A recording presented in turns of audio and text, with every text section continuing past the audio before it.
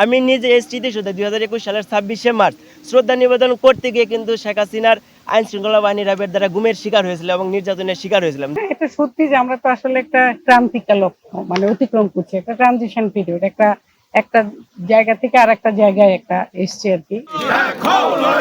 বাংলাদেশের communist party জিন্দাবাদ জিন্দাবাদ জিন্দাবাদ জিন্দাবাদ বাংলাদেশের কমিউনিস্ট পার্টি মুক্তিযুদ্ধের বাংলায় রাজাকারের ঠাঁই নাই। এটাকে আপনারা যদি ইতিহাসে পড়ে থাকেন এটাকে বিপ্লবী সহিংসতা বলে। বিপ্লব পরবর্তী দেশে কিন্তু আসলে রাষ্ট্রীয় ব্যবস্থা অনেক জায়গায় কিছু ফাঁকফোকর তৈরি হয়, কারণ একটা লম্বা সময়ের ফ্যাসিবাদের ফলে একনিষ্ঠ যেই সিন্ডিকেটগুলো থাকে সেই সিন্ডিকেটগুলো ভাটা পড়ে, ভাঙন ধরে। ফ্যাসিবাদ মুক্ত, স্বৈরাচার মুক্ত, খুনি হাসিনা মুক্ত আমরা মহান স্বাধীনতা দিবস উদযাপন করছি। এই জায়গায় বিগত সময়গুলোতে আপনারা দেখে থাকবেন, আমরা যখন স্মৃতিসৌধ বলেন, শহীদ মিনার বলেন, যে জায়গায় জাতীয় দিবসগুলো আমরা শ্রদ্ধা নিবেদন করতে যাই, সেই জায়গায় কিন্তু ফ্যাসিবাদী স্বৈরাচারী আওয়ামী সন্ত্রাসী বাহিনীরা আমাদের উপর কিন্তু হামলা চালিয়েছে।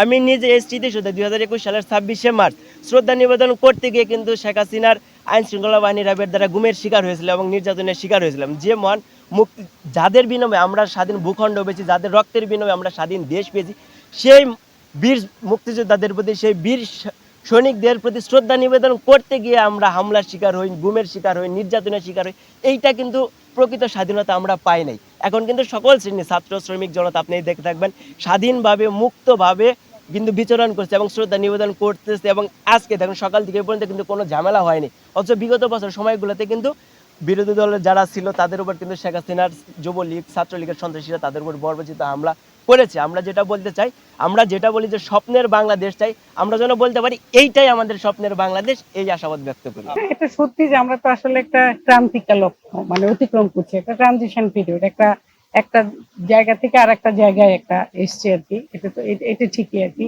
কিন্তু এটাও ঠিক যে আমরা যে আকাঙ্ক্ষা নিয়ে আমরা এই দেশকে স্বাধীন করেছিলাম, স্বাধীনতা যুদ্ধে যে আমাদের শহীদরা আত্মদান করেছিলেন এবং মানে দেশের জনগণ ঝাঁপিয়ে পড়েছিল যে আকাঙ্ক্ষাটা নিয়ে, সেই আকাঙ্ক্ষাটা তো আসলে এখনো বাস্তবায়িত হয়নি।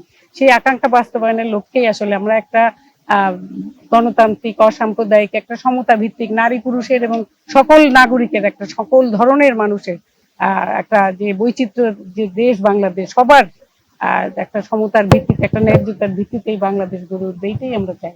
এবং সেখানে অবশ্যই নারীর যে অবস্থান, সেটা আমরা এখনো জানি যে নারীর যে অবস্থান, সেই অবস্থানটা আমাদের দেশের যে একটা মানে পিতৃতান্ত্রিক যে চিন্তা ভাবনা, তার সঙ্গে এক ধরনের মানুষের যে একটা নারী বিদ্বেষী যে চিন্তা ভাবনা, সেই চিন্তা ভাবনা গুলোর যখন আমরা দেখি যে এইগুলোকে আরো উস্কানি দেওয়া হয় আর কি, তো সেই জায়গাটা আমরা মনে করি যে সেই জায়গাটা কাটিয়ে উঠেই আমাদের আসলে একটা নারী পুরুষের সমতা ভিত্তিক, একটা মর্যাদাপূর্ণ, একটা নারীর একটা মর্যাদাপূর্ণ যে এই দেশে যে একটা নাগরিক হিসাবে যে তার অবস্থান, সেই অবস্থানটা সুদৃঢ় হবে, এটি আমরা অবশ্যই একটি ফ্যাসিবাদ বিরোধী রাষ্ট্র। আমাদেরকে অনেকেই জিজ্ঞাসা করে যে আপনাদের মতাদর্শ কি। আমাদের মতাদর্শ আসলে ফ্যাসিবাদের বিরুদ্ধে আমাদের লড়াই, আমাদের মতাদর্শ গণতন্ত্রের পক্ষে, এবং আমাদের মতাদর্শ এই যে জাতি, যে জনগণ, সেই জনগণমুখী বাংলাদেশপন্থী একটি রাজনৈতিক অভ্যুত্থান আমরা এখানে করতে চাই, যে অভ্যুত্থানের মধ্য দিয়ে এদেশে গণতন্ত্র আবার নতুনভাবে ফিরে আসবে এবং এই দেশে সাধারণ জনগণই হবে রাষ্ট্রের মূল মালিক, এবং সেখানে এই রাজনীতিবিদরা হবে জনগণের সেবক। তো সেখান থেকেই আমরা এই যত তরুণ প্রজন্ম আছে তাদেরকে আমরা এই দীক্ষায় দীক্ষিত করতে চাই। আমাদের যে 24-এর মতাদর্শ, 24-এর যে 2000 শহীদ, তাদের স্মরণে আমাদের সেই যে শিক্ষাটা, সেই শিক্ষাটা তাদের মধ্যেও সঞ্চারিত হোক এবং আমরা নতুন একটি বাংলাদেশ, এই নতুন প্রজন্ম এই জাতির জনগণকে উপহার দিবে, সেই দীক্ষাটা এই প্রজন্মের কাছে আমরা এটাকে আপনারা যদি ইতিহাসে পড়ে থাকেন এটাকে বিপ্লবী সহিংসতা বলে। বিপ্লব পরবর্তী দেশে কিন্তু আসলে রাষ্ট্রীয় ব্যবস্থা অনেক জায়গায় কিছু ফাঁকফোকর তৈরি হয়, কারণ একটা লম্বা সময়ের ফ্যাসিবাদের ফলে একনিষ্ঠ যেই সিন্ডিকেটগুলো থাকে সেই সিন্ডিকেটগুলো ভাটা পড়ে, ভাঙন ধরে, এবং সেই সময়ের যত নিয়োগকৃত, সেই ফ্যাসিবাদের সময় নিয়োগকৃত যত আমলা এবং যত গোষ্ঠী আছে, সেই গোষ্ঠীরা কিন্তু তখন মেকানাইজ করতে চায় না, কাজ করতে চায় না। তো তখন কিন্তু নতুন যে বিপ্লবী রাষ্ট্র, সেই রাষ্ট্রের যে আদেশ নির্দেশ, সেটি কিন্তু আসলে রুট পর্যায়ে এক্সিকিউশনে বা বাস্তবায়নে অনেক ফারাক থাকে। তো তো তখন কিন্তু জনগণ রাষ্ট্রের ইচ্ছাটার সম্পূর্ণ সেবাটা তাদের পর্যন্ত আসে না। তো এটা আসলে আমাদের একটা বাস্তবতা, এই বাস্তবতাকে মেনে নিয়ে এই পার্টির জায়গা থেকে আমরা রাষ্ট্রকে সহায়তা করার চেষ্টা করব। ডক্টর মোহাম্মদ ইউনূস দেশের একজন প্রমাণিত দেশপ্রেমিক, তার জন্য আমরা তার সাথে একসাথে হয়ে নতুন বাংলাদেশটা গড়ার পথ তৈরি করতে চাই।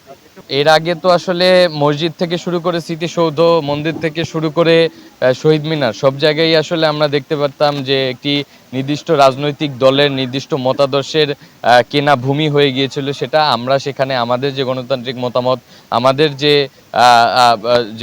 যে পদস্পর্শ সেখানে আমরা নিতে পারতাম না। আমরা দেখতে পারতাম যে আমাদের মিছিল সেখানে যেত না, সে শুধুমাত্র একটি নির্দিষ্ট ফ্যাসিবাদী মিছিল, স্লোগানই সেখানে আসলে মুখর হয়ে যেত। তো আমরা এটার জন্য খুবই আনন্দিত যে সেই গণতন্ত্রের যে সুখ সেটি আমরা পাওয়া শুরু করেছি, এবং অবশ্যই ফ্যাসিবাদের কবর আমরা রচনা করতে পারবো। এই সুখ আসলে এখান থেকে শুরু, লম্বা সময় আমাদের এই যাত্রা করতে হবে। স্বাধীনতা দিবসে তরুণদের প্রতি বার্তা এটাই থাকবে যে আমাদের ৭১কে কিন্তু অবশ্যই মাথায় রেখে এবং ২৪কে বুকে রেখে আমাদেরকে এই স্বাধীনতা দিবস আমরা পালন করছি। এবং এই স্বাধীনতা কিন্তু সেই সময় আমাদের ভৌগোলিক স্বাধীনতা অর্জন হয়েছিল, কিন্তু এই ২৪শে কিন্তু আমরা আমাদের বাক স্বাধীনতা থেকে শুরু করে আমাদের যেই এই রাজনৈতিক স্বাধীনতা, সেই যাত্রা আমরা শুরু করেছি। তবে আমাদের রাজনৈতিক স্বাধীনতাকে আমরা দেশের জনগণের জন্য যেন প্রতিষ্ঠা করতে পারি, এই স্বাধীনতা যেন সঠিক পথে কাজে লাগাতে পারি, সেই জন্য সবাইকে আহ্বান জানাচ্ছি একসাথে আসার জন্য।